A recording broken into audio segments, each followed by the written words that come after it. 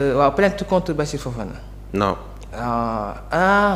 bavure policière le 7 bavure policière waaw kay lii moom doon waxtaanee démb. avant ñu tëj. mais en fait avec la complicité bien sûr de Khalil sama technicien bu desee mag bi. nee fa ñu taxal ko jabar muy soog a nekk bu mag. alors damay ñëw ci certificat de genre de mort mais mën nga poser le sujet bavure policière.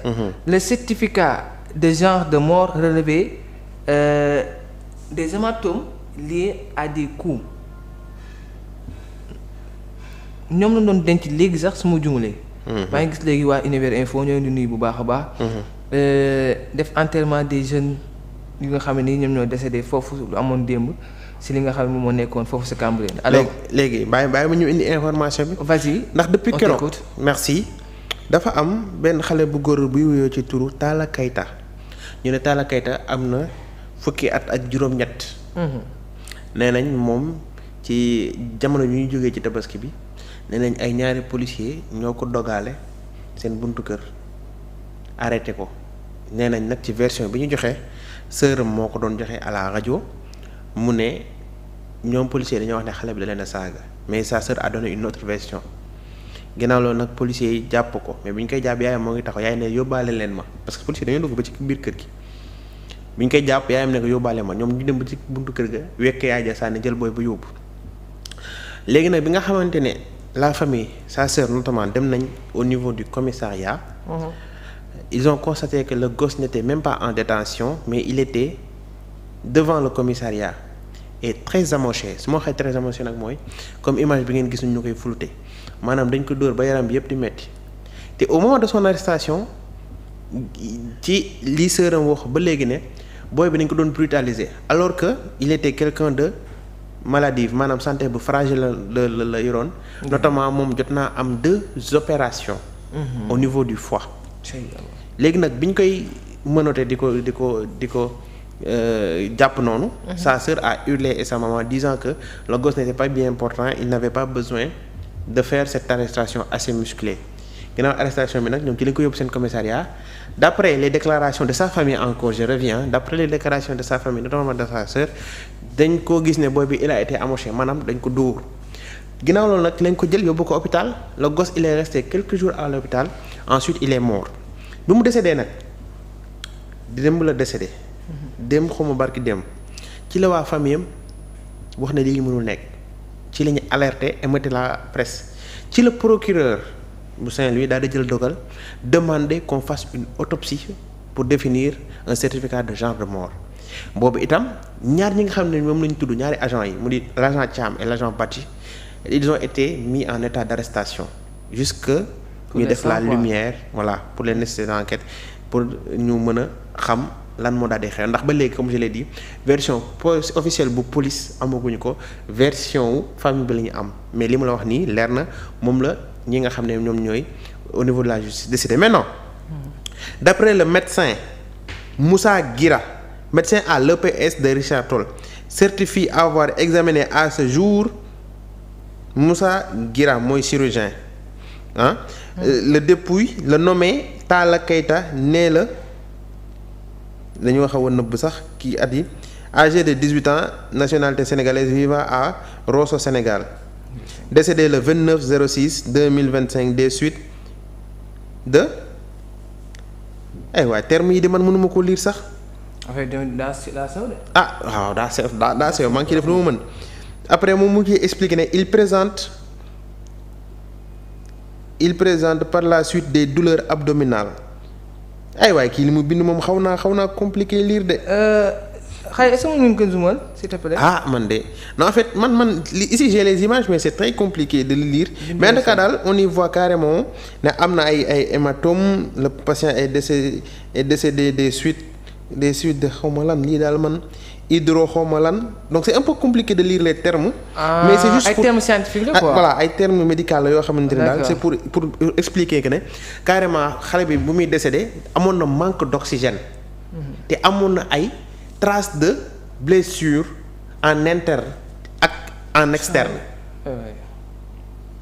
maanaam ci explication médecin bi docteur Moussa Guiro mii nii moo ngi expliqué ne li tax xale bi gaañu maanaam gis nga moo ngi expliqué des suites des douleurs abdominales maanaam wax nañ ne moom amoon na ay blessures yoo xamante ne c'est au niveau de l'abdomen moo tax bokk na ci li provoqué moom mu manqué oxygène maanaam moom dafa fatt ba dee. est-ce que tu comprends. léegi loolu day ñëw conforter entre guillemets la thèse de la famille mi nga xam ne ñun dañ doon wax naan dañ ko dóor maanaam dañ ko torturer entre guillemets su nekkee mën naa utiliser terme boobu ba xale bi amatut woon capacité noyyi bu baax c'était comme si que dafa amee li ñuy wax hémorragie interne maanaam ay poumons ñoo fees ak deret ba mënatul woon noyyi. sa xol bi day métti ba doo mën a wax. te loolu nag ça revient encore moomu. ci jamono ji nga xamante ne il y a quelque temps à Yëmbal lii amoon na fa. benn xale bu góor bu ñu ramasse yóbbu ko dóor nañ ko dee na. ça nous remet encore à Pikine la xewoon Pikine. Technopole. xale boobu ñu waxoon ne day jaay yamba. ay policiers jël ko dóor ko dee na. est-ce que war nañ toll ci jamono joo xamante ne la police détentrice de la force légitime et légale di ko utiliser ci population yi pour des faits yi nga xamante ne ça n'a rien à voir avec leur mission de sécurisation des personnes et des biens. astement ñun askan wi dañuy teree dóor koo xam ne daf la sàcc dañuy teree dóor koo xam ne daf la sàcc agressé astement ñoom ñi nga xamante ne ñoom ñooy les forces de défense et de sécurité yi nga xam ne ñoom jox nañ leen. c'est eux qui détiennent cette force légitime moom yow tey policier am na droit exercer ci yow benn force boo xam ne man aw ma droit exercer ci yow. te moom moo la war a aar ñoom ñu may ko loolu moom mu ñëw de fekk la yow tranquillement un honnête citoyen muy exercer force boobu ci yow te amul sax benn nécessité parce que non simplement yow soo ko waxee taxawal mu taxaw soo ko waxee kaay ma takkal la mënut su la waxee kaay ma takkal la mënut tu ne vas pas résister maanaam yow loo ko def loo moom da koy def yow nga exercer benn sorte de force ci moom dans quelle mesure lan moo la und ba nga koy dóor mais dóor yi sax pour lan koo xam ne manifestéwul sàccul xeexul yow nga jàpp ko dóor parce que soi-disant nga ne daf la saaga alors que les témoins de la scène même su fekkee ne seen njaboot la ñoom de wax nañ ne saaga amu fa dañ leen koy nangul mais parce que dégg guñu version police l'agent Badji et l'agent Thiam mi nga xam ne moom lañ indexé ci dossier ñaar ñooñu ba léegi dégg guñu seen version mais d'après le certificat de genre de mort mais c'était comme si que ñoom famille bi version bu ñu joxee bu ñu corroboré mais moo gën a yeeyu maanaam moom la ñuy gëm bañ dégg leneen mais non sànq maa ngi koy wax ci sama émission bi ma doon def à 13h il faudrait que quand même le général Jean-Baptiste Tine ministre de l'intérieur j'en appelle à lui parce que moom mooy patron police tey. moom premier ministre président parce que là lii moom léegi surtout. franchement non man duma fa sax àgg xam nga daal duma fa àgg. pour man procureur ak le ministre rek de l'intérieur lii seen yëf la pour man ministre de l'intérieur. moo ngi commencé bëri nag ci sa ay général sañ naa la ko wax mais moo ngi tàmbalee bëri ci sa ay parce que xam naa ni ci niñ ko xamee nitu fulla la nitu fayda la depuis ba muy nekk au commandant de la gendarmerie ba léegi on lui tresse que des lauriers. comme quelqu'un boo xamante ne on lui marche pas dessus te nekkul koo xam ne day maye boppam donc lii ci ay service am la am qu'il nous règle ça mënuñu nekk en si peu de temps en un mois mais quand même ñu indi ay bavures policières des jeunes yu ñuy tabassé ba ñuy dee te manifestation amul dara amul manifestation amee sax ñun dañ koy bañ ragal astima manifestation ñàkk am. donc le ministre de l'intérieur on l'appelle pour que problème bii mu régler ñu ko. et que ces choses là cessent moom moo tey suba bi ma xëyee dama am lu ma métti parce que démb su guddi encore li nga xam ne dama naa ko gis jamono 2021 2023 agsi na mooy manifestation am policiers yi jël d'honnêtes citoyens jàpp leen des manifestants di leen utiliser comme les boucliers humains. wallaay image boobu sa yaram sa lay daw man loolu moo tax xam na man bàyyi ma nopp si rek vas-y rek parce que instant sama xol. mais loolu ñun dañ ko xeex ba sonn donc les pratiques yi daan am jamono ji fi ñëwoon ne Macky Sall moo fi nekk ñu jël faute bi yëpp imputé ko gouvernement bi mais kon waruñu koo gisaat fii parce que gouvernement yi changé nañ suñu waxantee dëgg rek su fekkoon ni njiit yi ñoo daan joxe autorisation ne leen dóor leen mati leen rey leen n'est-ce pas. mais actuellement autorités yooyu changé nañ te man gëm naa ne autorités yi fi nekk mais duñ joxee ne dóor leen rey leen saaga leen parce que ñoom ñoo woote jubal jubanti kuy woote jubal jubanti kañ est-ce que dina wax ne nañ dóor diw nañ saaga diw nañ rey diw. Et c'est pourquoi je demande maintenant à ces autorités là mais de nous régler le problème il faudrait que saako pomme de terre bi yàqu bi nekk ci biir gars yi mais ñu seppi ko. c'est trop bien.